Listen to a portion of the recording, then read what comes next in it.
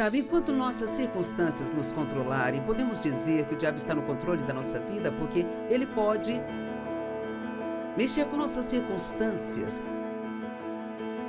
Ele sabe exatamente como apertar seus botões e em qual momento apertá-los. Vou te contar um segredo.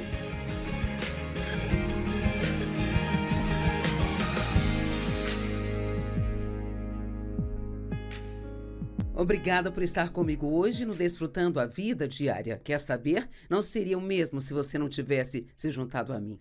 Creio que você vai me ajudar a pregar melhor, então ore por mim enquanto eu lhe trago a palavra.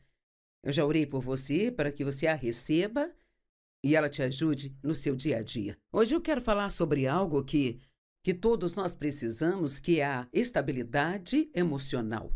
Uau! Sabe, eu era tão emocionalmente instável há 55 anos atrás, quando Dave e eu nos casamos, porque eu tinha sido abusada sexualmente pelo meu pai.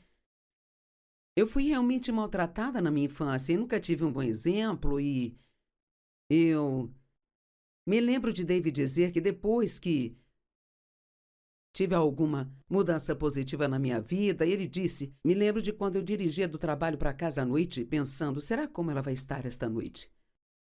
É muito triste ter que viver com alguém assim, mas eu era desse jeito porque as minhas circunstâncias ditavam como eu me sentia e o que eu fazia. Agora, a Bíblia diz em Romanos 8, verso 29, que nós somos predestinados por Deus para sermos moldados conforme a imagem de Jesus Cristo. Então, isso basicamente significa que todos nós devemos crescer espiritualmente e continuar crescendo até nos tornarmos como Jesus. E claro, isso vai nos levar uma vida inteira, nenhum de nós vai ser assim, nem mesmo quando Jesus vier nos buscar, mas nós devemos sempre estar fazendo progresso.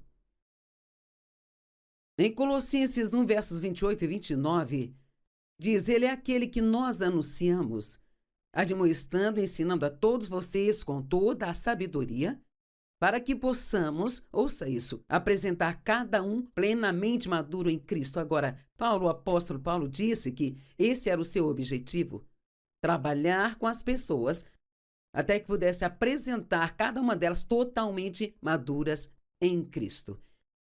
E se você me ouve ensinar muito, você sabe que boa parte do meu ensinamento é sobre a maturidade espiritual, sobre crescer em Deus e não apenas permanecer um bebê cristão. É sobre realmente viver a vida, não apenas ir à igreja no domingo e achar que é só isso que precisa, mas, na verdade, ouvir a palavra e praticar o que ouvimos. Paulo disse, para este fim luto arduamente com toda a energia que Cristo tão poderosamente opera em mim. Então ele disse, eu realmente trabalho nisso. Eu me esforço para trabalhar com vocês e ajudá-los a amadurecer em Cristo. Você está crescendo em seu relacionamento com Deus? Você está crescendo, está melhorando o tempo todo em comportamento? Você está crescendo naquela área de não deixar que as suas circunstâncias ditem como se sente e o que faz? Você pode dizer agora que você melhorou um pouco em relação ao que era no ano passado? Deus não está nem um pouco chateado se não conseguimos, mas Ele quer que nós estejamos fazendo progresso. As emoções dizem que elas são o inimigo número 1 do crente. E todos as temos. Talvez, mais do que tudo, as pessoas nos dizem como se sentem. E bem, eu sinto, eu não sinto. E sabe, realmente não podemos viver de acordo com sentimentos e sermos espiritualmente maduros. As emoções nos dizem como nos sentimos, mas não nos dizem a verdade. As emoções estão sempre mudando e geralmente sem qualquer aviso. Eu chamo isso de sentimentos inconstantes. Podemos ir para a cama de um jeito e acordar no dia seguinte de outro totalmente diferente. Elas mudam diariamente ou às vezes mudam até de hora em hora. Eu disse a alguém esta semana, nossos corpos são muito interessantes, sabe? Hoje é quinta-feira e eu estou aqui fazendo isso, mas na terça eu me levantei e me senti muito bem o dia todo. E quarta-feira já me levantei e, por algum motivo, simplesmente não consegui render nada naquele dia, não consegui ficar totalmente acordada. Eu não me sentia mal, mas simplesmente não estava bem. E hoje de manhã acordei e me senti bem de novo. E então, às vezes é difícil entender essas coisas, mas tem algumas coisas que podemos aprender. Podemos ver algo e sentir que queremos comprar, mas provavelmente não podemos pagar por aquilo ou até mesmo nem precisamos daquilo. Você já comprou alguma coisa por emoção e 2 dias depois pensou, por que comprei isso? Eu gostaria de não ter comprado? É muito ruim quando você compra algo e concorda em fazer parcelas de 5 anos e nem tirou tempo para pensar naquilo. Nós precisamos, eu sempre digo, deixe as emoções diminuírem e depois decida. E vou contar uma pequena história que eu conto de vez em quando que ajuda a esclarecer esse ponto. Vários anos atrás, provavelmente uns 35 anos, nós não tínhamos muito dinheiro e eu tinha trabalhado e economizado a ponto de ter $275 e isto era uma fortuna para mim naquela época. E eu queria um bom relógio. Se eu usasse um relógio que não fosse de um bom metal, isso deixava o meu braço verde. Assim eu queria comprar algo que fosse bom. E assim estávamos no shopping um dia e eu realmente não fui com a intenção de comprar o relógio. Eu achava que não tinha dinheiro bastante, mas fomos a uma joalheria e havia um relógio muito bonito lá, sabe? Eles podem fazer algo bonito, mas não significa que seja de boa qualidade. E ele era muito bonito, ele tinha alguns strass e eram brilhantes, lindos demais. E ele era banhado a ouro. E esse revestimento pode desgastar, sabe? E eu experimentei, gostei muito e os vendedores são realmente bons nisso. Eles sabem como ajudar seus sentimentos a querer algo mais e mais. Então, ele disse, se você comprar isso hoje, e é sempre assim, você tem que comprar agora. Se você comprar hoje, eu te dou 10% de desconto. Mas isso só vale para hoje. Fiquei tão tentada a comprar aquele relógio, mas teria custado todo o dinheiro que eu tinha. Digamos que fosse $260 ou algo assim, e com imposto, custaria todo o meu dinheiro. Mas eu estava aprendendo, eu já pregava algumas coisas sobre estabilidade emocional na época, então eu já dizia, deixa as emoções diminuírem e depois decidem. Então eu disse ao vendedor, eu vou pensar nisso um pouquinho e depois, se eu quiser, eu volto. Então, eu saí pelo shopping, comecei a andar pelo shopping e eu fiquei pensando, será que realmente quero gastar meu dinheiro com isso? Eu não tinha certeza aí. Então, passei por uma loja onde havia um terninho na vitrine. E eu me lembro que era um terno roxo, era listrado de preto. E era um terninho que marcava a cintura e ele tinha um babado lindo. E eu realmente gostei demais dele, sabe? E Dave não ajudou em nada, porque ele disse, é perfeito, ficou lindo, você tem que ter um desses. Ele disse, vamos experimentar. Então, eu entrei e eu experimentei, com certeza ficou maravilhoso em mim. O problema é que eles tinham em 2 cores, tinham vermelho também, e eu fico bem de vermelho, eu fico bem de roxo. Mas o terninho, um deles iria me custar quase todo o meu dinheiro. Bem, agora eu tinha um dilema, porque eu não podia comprar a roupa e o relógio. Então, o que eu iria fazer? Assim, eu disse ao vendedor, vou dar uma volta e vou decidir se eu quiser eu volto. Agora, quero que se lembre disso, porque alguns de vocês precisam começar a dar uma volta antes de comprar algo. Ou você precisa pensar sobre isso, e é incrível como podemos querer tanto algo no dia que vemos, mas se formos para casa, no dia seguinte nós pensamos, isso não é tão importante para mim. Então, eu dei uma volta pensando, compro o terno, compro o relógio. E sabe o que eu acabei pensando? Quer saber? Mais do que eu quero esse relógio, mais do que eu quero essa roupa, eu não quero ficar quebrada. Eu queria ter dinheiro para que, se eu quisesse levar um dos meus filhos para almoçar, eu pudesse. Ou se visse algo mais em conta, eu queria poder comprar e ainda ter algum sobrando. Então fui para casa e não comprei nenhum dos dois. Sabe de uma coisa? Se você obedecer a Deus, Ele te abençoará. Algumas semanas depois, meu marido pegou o dinheiro que ele tinha guardado. Ele tinha economizado mais do que eu. Nós dois tínhamos uma mesada na época. Ele comprou o relógio e os 2 terninhos. E fiquei com meu dinheiro. Oh, é assim que se vive, veja. Eu esperei e Deus me abençoou. Quero encorajá-lo a aprender a esperar. A ter tempo para pesquisar seu coração e realmente pensar sobre o que quer e no que Deus quer que você faça, antes de se jogar e fazer algo pela emoção. Hebreus 5:12, sabe? Paulo diz aos cristãos: a essa altura vocês deveriam ser mestres, mas ainda precisam de alguém que lhes ensine todas as verdades elementares e fundamentais da palavra de Deus novamente. E então ele diz: vocês continuam precisando ouvir as mesmas coisas de novo e de novo porque isto ainda não funciona em suas vidas.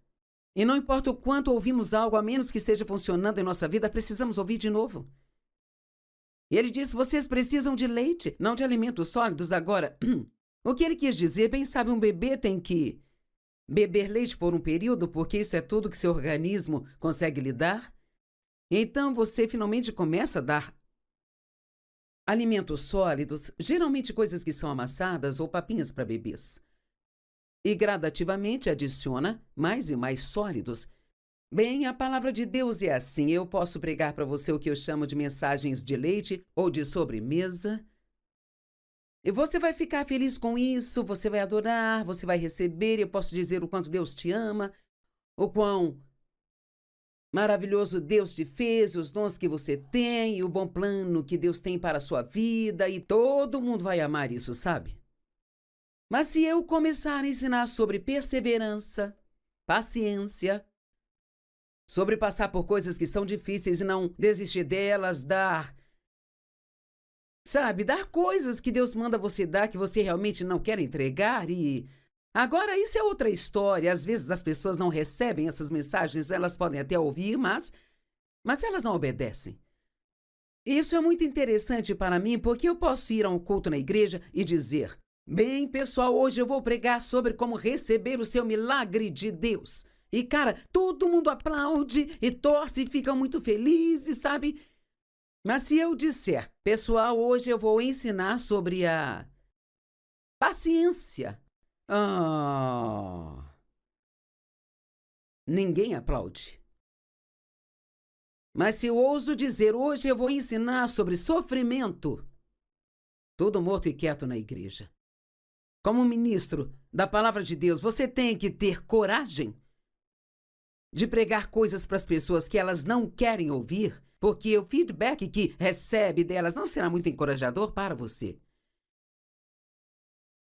Paulo disse: irmãos, eu não posso me dirigir a vocês como pessoas que vivem pelo Espírito, mas como pessoas que ainda são mundanas e meros bebês ou crianças em Cristo. Eu lhes dei leite, não comida sólida, porque não estavam prontos para isso. Na verdade, vocês ainda não estão prontos, porque vocês ainda são mundanos. Pois há ciúmes e brigas entre vocês. Agora, isso é interessante. Ele está dizendo que enquanto tivermos ciúmes uns dos outros e brigarmos uns com os outros, ainda somos bebês na fé. Sabe por quê? Porque essas coisas são motivadas pelas emoções. Você feriu meus sentimentos. Você me deixou brava, então agora eu não vou te perdoar nem falar com você mais. Ou qualquer que seja o caso. E nós precisamos aprender a não deixar que o que as outras pessoas façam nos leve para o nível delas. Precisamos saber o que Jesus quer que façamos. Ele nunca mudava. Não importava do que os fariseus o acusassem, não importavam do que as pessoas o acusassem, nem mesmo a forma como as pessoas o tratassem, ele sempre permanecia o mesmo. E, cara, esse era um desejo do meu coração. Por tanto tempo, eu não queria que minhas circunstâncias me controlassem, entende? Sabe, enquanto nossas circunstâncias nos controlarem, podemos dizer que o diabo está no controle da nossa vida porque ele pode mexer com nossas circunstâncias. Ele sabe exatamente como apertar seus botões e em qual momento apertá-los. Vou te contar um segredo. Um dos momentos em que ficamos mais vulneráveis é quando estamos muito cansados ou não nos sentimos bem. É bem mais provável que você se comporte de maneira ruim durante esses momentos do que em outros, e então, algumas vezes, você tem que ir para algum lugar e ficar quieto. Sabe, quando eu termino as conferências, e eu preguei 3 ou 4 vezes e viajei, e falei. Muitas vezes digo ao Dave, provavelmente vou ficar quieta hoje porque eu quero me recuperar, e ele sabe disso, e muitas vezes eu só quero ficar sozinha, sabe? E isso é melhor, porque assim posso descansar, me recuperar e voltar a ser a pessoa que eu devo ser. Nunca tome nenhuma decisão séria ou grandes decisões quando suas emoções estiverem altas ou baixas. Veja, se você se sentir muito bem, cara, eu posso fazer qualquer coisa. Se você se sente para baixo, cara, eu não posso fazer nada, sabe? E então eu aprendi eu mesma quando costumava sair do país e fazer viagens missionárias 3, 4 vezes ao ano. Oh, nós fazíamos grandes cruzadas na Índia, na África, e havia centenas de milhares de pessoas lá, e era tão empolgante. Uau! Eu ficava, depois que eu pregava para aquelas pessoas, e talvez fosse a última sessão, e milhares de pessoas tivessem sido salvas, era simplesmente maravilhoso. Então, sabe, na hora eu começava a fazer planos para voltar. Eu quero voltar e fazer isso, aquilo e aquilo outro. E meu filho, que cuidava de tudo, ele no começo começava a fazer planos também, sabe? Mas então, quando chegávamos em casa, eu estava exausta. Eu pensava, eu não sei se eu quero fazer isso mais. E assim ele meio que aprendeu a esperar até que minhas emoções se acalmassem, antes de descobrir o que eu realmente queria fazer. Então, repetindo, não tome nenhuma decisão quando suas emoções estiverem altas ou então baixas. Espere até que as coisas se acalmem e se equilibrem. Deixe-me dizer de novo.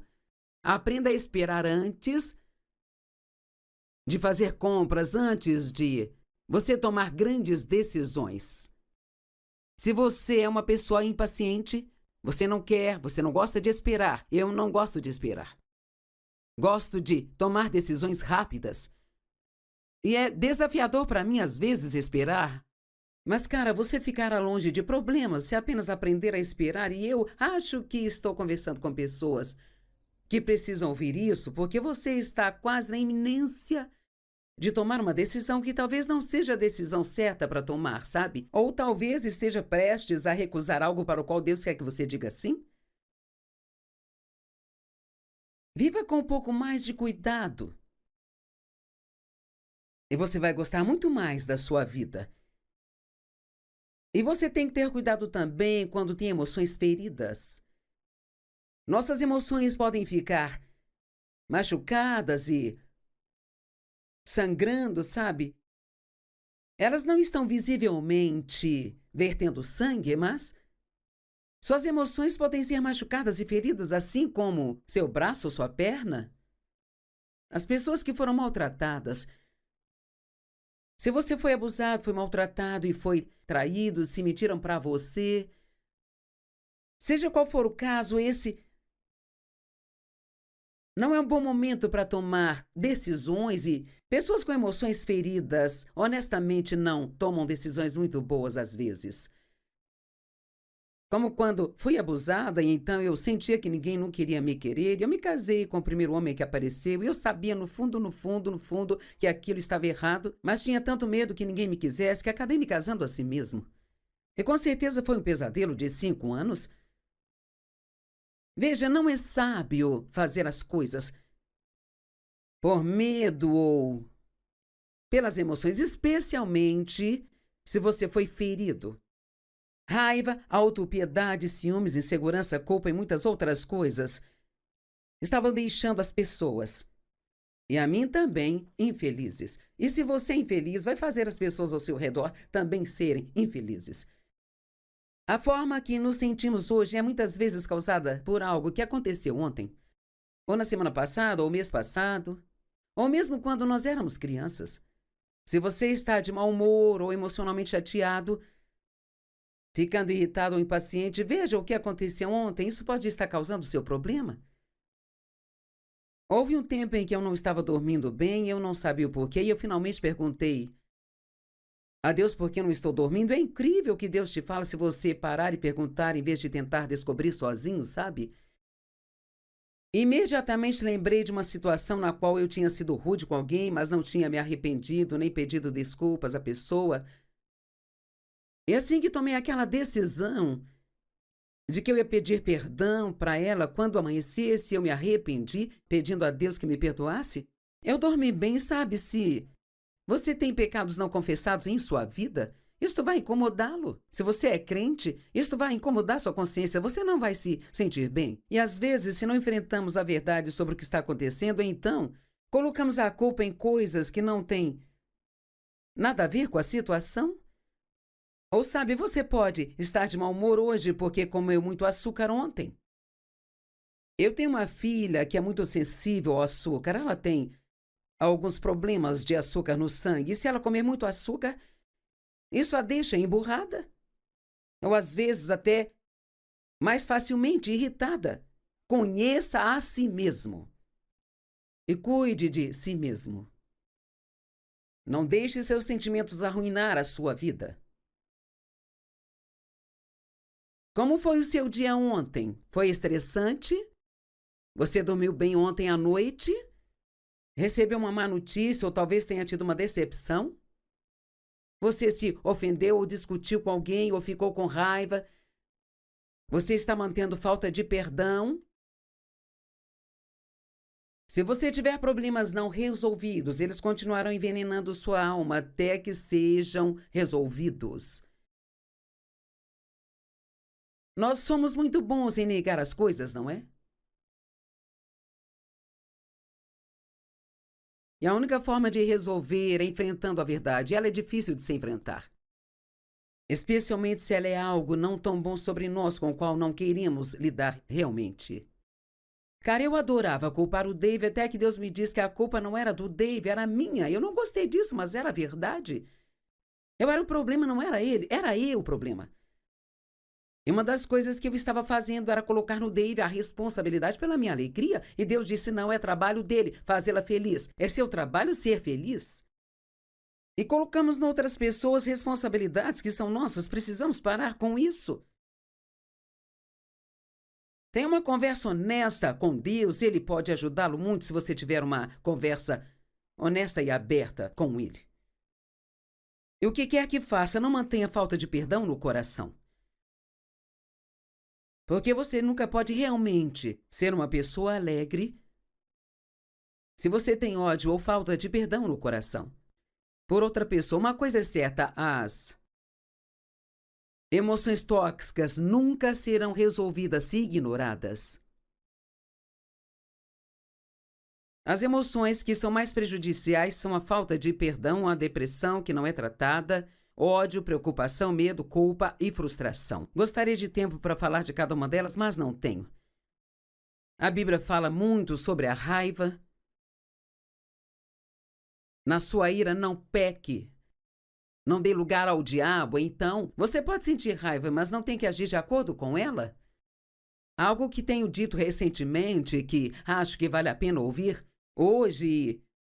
Talvez se esta for a única coisa que você se lembrar desse ensino, já vai te ajudar. Você não precisa sentir vontade de fazer a coisa certa para fazê-la. Vou dizer de novo, você não precisa sentir vontade de fazer a coisa certa para fazer a coisa certa. Quer saber, Jesus não sentiu vontade de ir para a cruz. Mas ele foi. Ele pediu a Deus 3 vezes, se possível, passe esse cálice de mim. Por favor, no entanto, ainda assim, seja feita a tua vontade e não a minha. É isso que precisamos dizer a Deus.